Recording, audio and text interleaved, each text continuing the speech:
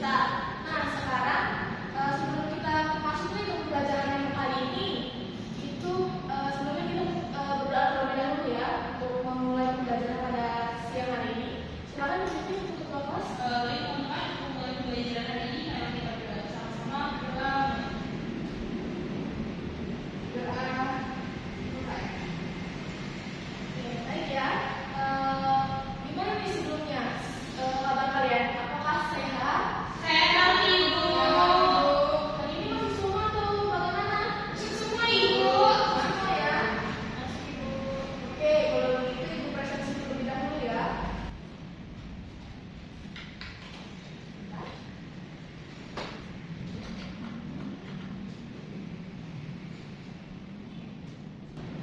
Siti Nurhaliza. Hadir, Ibu. Raihana Fatimah. Hadir, Ibu. Renita Azalia. Hadir, Ibu. Eka Hanifah. Hadir, Ibu. Salsabila Ginanjar. Hadir, Ibu. Oke, masuk semua ya kali ini. Baik, untuk pertemuan kali ini kita akan membahas mengenai kosakata baru dari teks kewirausahaan. Nah, tujuan pembelajaran kali ini itu kita menggunakan kosakata baru pada teks yang dibacakan berdasarkan pemahaman dan pemaknaannya terhadap tulisan, gambar, dan juga alat grafis pendukung seperti tabel, peta, grafik. Nah, kita memasuki ke materi yang pertama, yaitu ada makna kata. Nah, di sini makna kata itu terbagi menjadi beberapa jenis ya. Bisa dilihat anak-anak. Jadi makna kata ini terbagi menjadi 3 bagian. Yang pertama ada makna lesikal, kemudian makna lesikal ini juga didampingi oleh makna gramatikal. Kemudian yang kedua ada makna referensial dan juga makna non referensial. Yang terakhir itu ada makna denotatif dan makna konotatif. Untuk penjelasannya akan membahas yang pertama dari makna lesikal dan juga makna gramatikal. Ini yang pertama ada makna lesikal. Makna lesikal ini apa sih sebenarnya? Dan juga makna gramatikal itu apa pengertiannya? Nah, makna lesikal ini merupakan makna yang sesuai dengan referensinya atau makna yang sesuai dengan nyata dalam kehidupan nyata. Nah, biasanya makna lesikal ini sesuai dengan kamus karena bersifat fakta ya dan nyata dalam kehidupan. Kemudian untuk makna gramatikal itu ada makna yang muncul sebagai akibat dari proses gramatikalisasi seperti pembubuhan, pengulangan, seperti itu ya. Nah, makna gramatikal itu juga biasanya bergantung pada struktur kalimatnya, seperti itu ya. Dan memahami untuk mengenai makna lesikal dan juga makna gramatikal. Pahami, Ibu. Baik, jika dapat dipahami, kita lanjut ke bagian makna referensial dan juga makna non referensial. Di sini makna referensial itu kan suatu hal yang ada di luar bahasa dan juga biasanya diacu oleh kata itu sendiri. Seperti misalnya kursi, kemudian meja, seperti itu. Nah, untuk makna yang referensial ini itu sebuah kata yang tidak memiliki acuan, seperti kata preposisi dan juga konjungsi. Jadi mereka tidak memiliki acuan ya. Jadi ketika suatu makna itu tidak memiliki acuan, itu berarti dia maksudnya ke makna non referensinya. Seperti itu ya. Dapat dipahami anak-anak? Dapat dipahami, Ibu. Oke, kita lanjut ke makna denotatif. Bisa dilihat dari papan tulis. Di layar ya. Yang selanjutnya itu ada makna denotatif.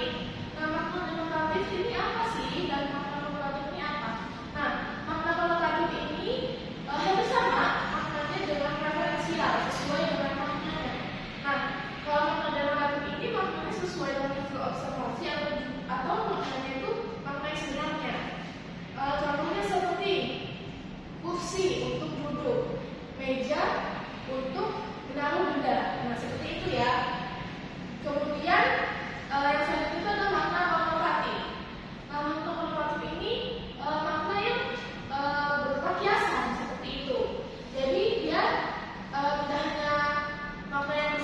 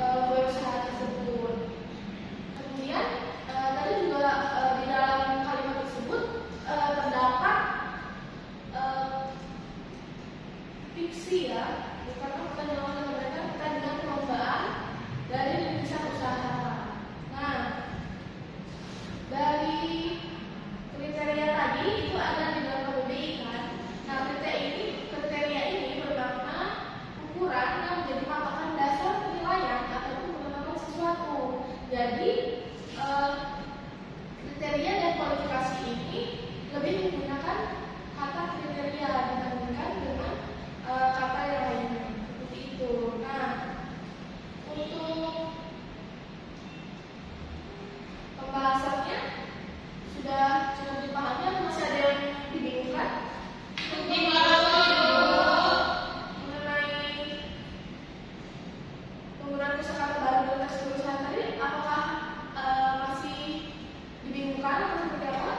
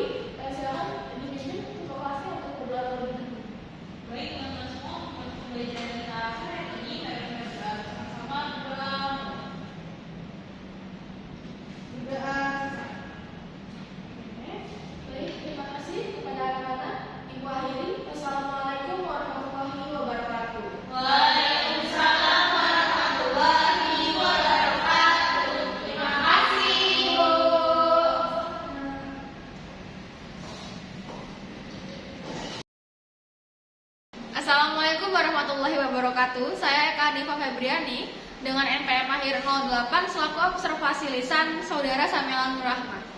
Di sini saya akan melakukan observasi lisan pada keterampilan 8 yaitu mengajar kelompok kecil dan individual. Di sini Saudara Samela Nur Rahma melakukan komunikasi antar pribadi yang saya amati dengan memberi tanda, menunjukkan kehangatan, menunjukkan kepekaan, mendengarkan, merespon, membangun hubungan saling, mendukung, membantu siswa mengerti perasaan, serta membantu siswa untuk mengendalikan situasi di dalam kelas. Lalu yang kedua, Saudara Samela juga melakukan keterampilan merencanakan dan melaksanakan kegiatan belajar mengajar dengan memberikan tanda.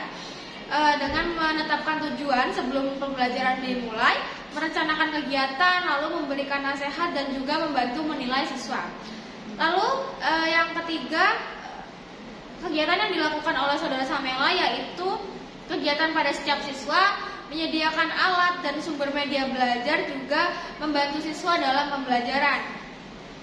Lalu Saudara Samela juga melakukan pendekatan dengan cara menyenangkan, lalu menantang siswa untuk berpikir, mendorong siswa untuk mengemukakan pendapatnya, juga mendorong siswa untuk menyelesaikan tugas yang diberikan oleh guru kepada siswanya. Sekian yang dapat saya sampaikan. Saya akhiri. Wassalamualaikum warahmatullahi wabarakatuh.